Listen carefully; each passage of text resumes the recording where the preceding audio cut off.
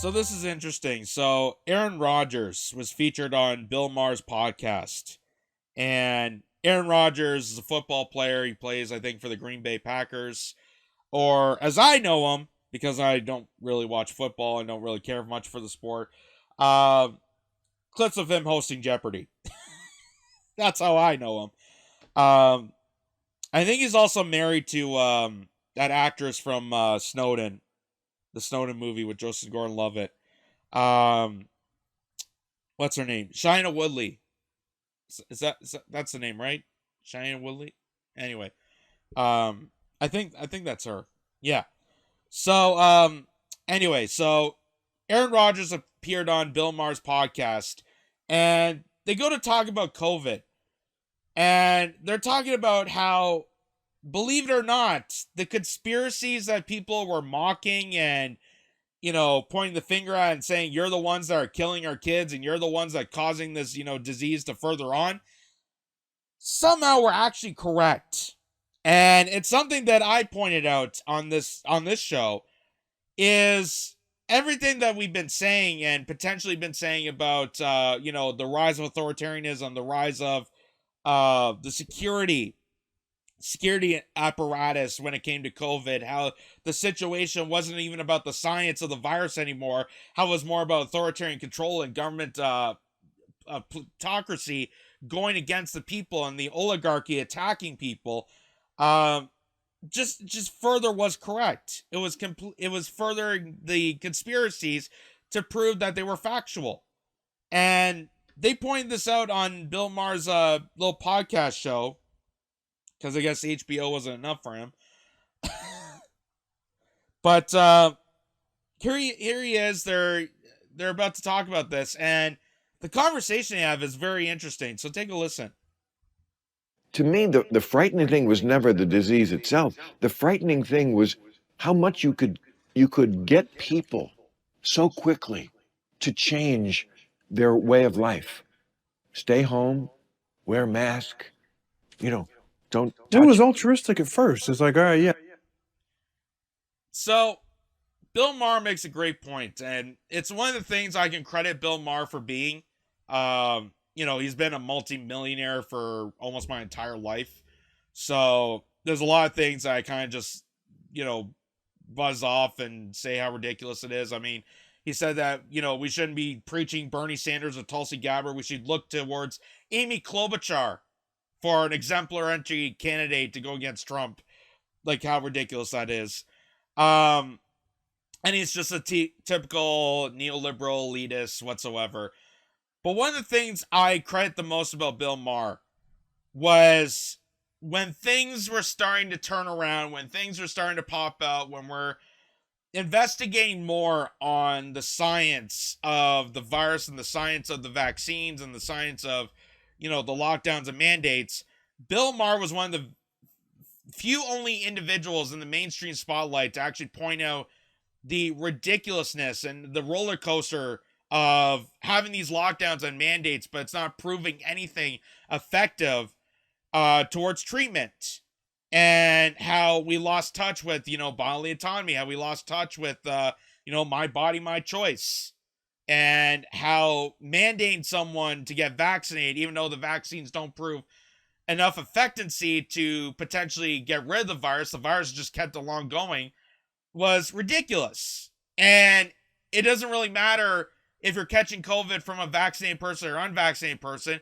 you're still going to catch COVID regardless. And the new variants that are coming out are less and less severe. They're more, they spread more, but they're less and less severe. And that's what the medical science is showing. And Bill Maher was one of those few people to point that out. And now he's pointing out the fact that, livelihoods were changed so drastically. And I remember when people were pissed off at big pharmaceuticals and with the opioid epidemic, for example.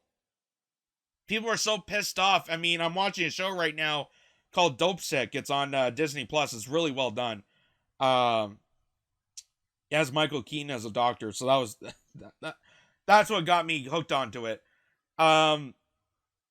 But it showed how people, like the opioid epidemic, it woke people up to realize that these pharmaceutical giants are not in the interest of saving people, or not in the interest of helping people, but in the interest of using people as guinea pigs. They're using these people as lab rats to, use their pharmaceuticals, their dangerous chemical compounds, shove them into their bodies, and then expect, greatness out of it, and then cash in on all the earnings and the treatments and whatnot. So how do we go from hating the pharmaceuticals of the opioid epidemic to screaming at individuals that are pointing out the pharmaceutical giants, the same pharmaceutical giants, for mandating vaccines? Like, how that quickly changed? And he pointed that out perfectly. And here's what Aaron Rodgers had to say about this. Yeah, Yeah, it'll of take course. 2 weeks to flatten the curve, right? And then just about Well, every conspiracy theory came true. Vaccine mandates, vaccine passports. right. And it turned into like away from doing your job to stop the spread to like lockdowns. And that's my whole problem.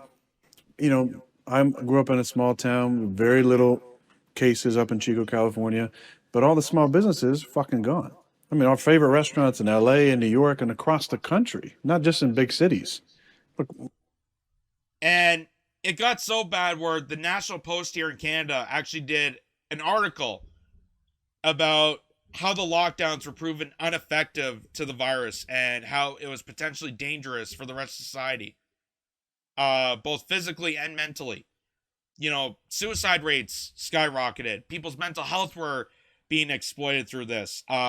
Restaurants and businesses, 7 out of 10 businesses in Toronto, local businesses in Toronto, one of the biggest cities in Canada, were forced to shut down completely. 7 out of 10 local businesses just in Toronto forced to shut down. And they still continued on lockdowns. They still continued on the lockdowns and going through this roller coaster of opening and unopening and opening and unopening and shutting everything down, but then shutting part of this down, then shutting this down or shutting this down. And we're okay to have Amazon and Walmart open, but you can't have a nice meal at a local diner. Like, it was just out of control chaos. And it got to a point where even the medical researchers had to scream the alarm bell saying, this is not helping the case. None of this is helping the situation. And the fact that they're silencing doctors and nurses and other people that have treated individuals with COVID, so that they can fast track people like Bill Gates and Anthony Fauci is ridiculous. And it really was the conspiracy of all this.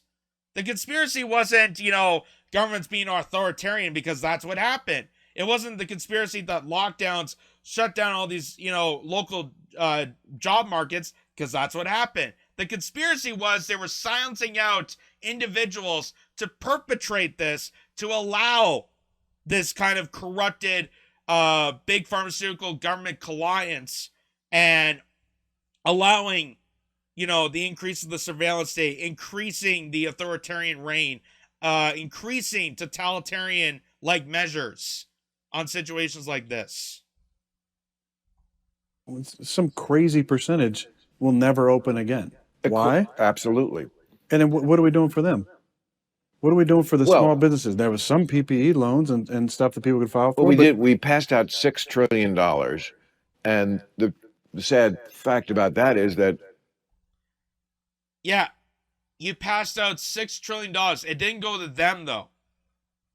That again, this is the neoliberal Bill Maher. This is what I have to keep reminding myself, that even though he makes good points about COVID, he's still the arrogant neoliberal in his own little bubble, being in California, living on Malibu, beach house, wherever he is. That's $6 trillion. That's $6 trillion bailouts, or how much the first PPE loan, the CARES Act, came out. That all went to Wall Street. That all went to bail out the stock market.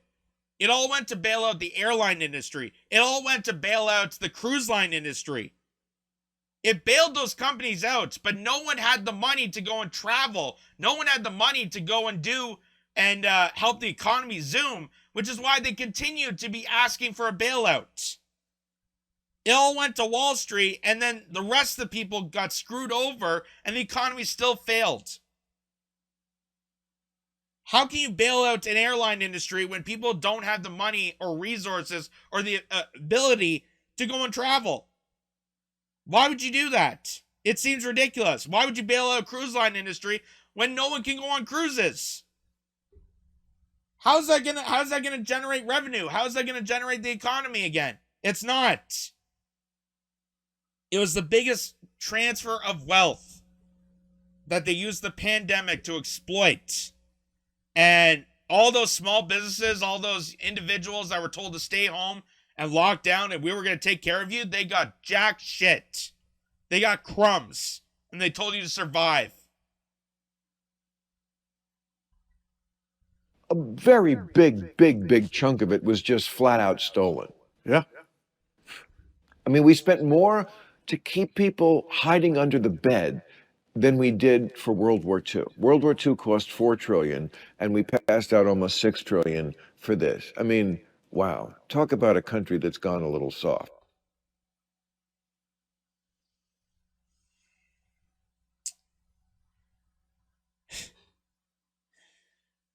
Again, I have to keep reminding myself this, that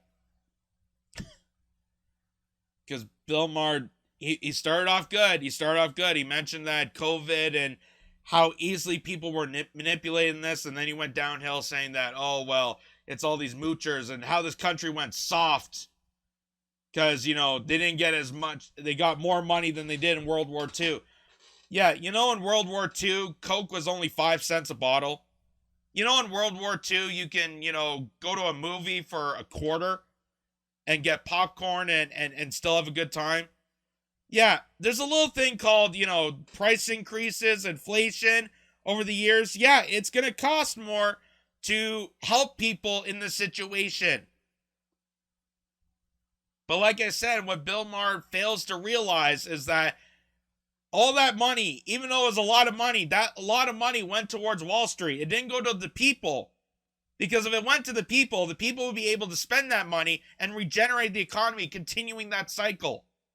But no, it jumped right to Wall Street, and Wall Street kept it to buy back all the stocks. It had nothing to do with the people. It had nothing to do to bail out the economy. It did nothing for the individuals that lost their livelihoods, their homes, their businesses, their shops, everything. They were just told to stay home, be silent, shut up, go with the flow of the mainstream establishment, and hope you ride out of this. And also during the pandemic, nobody mentioned about Medicare for all. Nobody mentioned about increasing health care. Nobody mentioned about how, you know, they fired all the nurses and doctors right before this pandemic situation happened. And then they're surprised that there's a hospital outbreak. They're surprised that there's crises, that doctors are overwhelmed. They're still overwhelmed right now.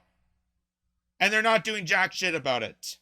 Not doing jack shit. So, it's amazing that they just proved that those loony conspiracy nuts, which apparently I was deemed one, even though I got my 2 shots of Pfizer, I chose to do it, and my second shot, I felt really horrible afterwards. I had horrible side effects. I still somewhat do. And like I said, I'm here to lay out all the facts. Disclaimer, I'm not here to approach any pro-vaccine or anti-vaccine rhetoric. I'm here to provide all the information so that people are aware of all the information and they can make a decision based on themselves, which is what Bill Maher has said. That's what bodily autonomy is. That's what my body, my choice should be. And I congratulate someone like him for saying that. Until, you know, talking about economics, and then he's just a regular shit lib. That's the sad part.